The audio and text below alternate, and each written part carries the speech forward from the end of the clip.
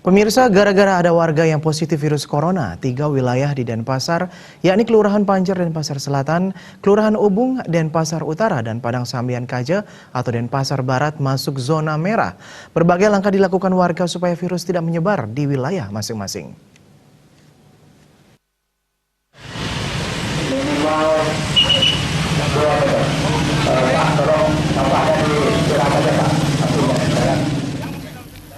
Untuk langkah antisipasi yang diambil pun berbeda-beda, seperti Kelurahan Panjer melakukan penyemprotan disinfektan dan karantina wilayah sementara sejak Selasa 31 Maret 2020, mulai pukul 19 sampai 24, sampai Selasa 7 April mendatang.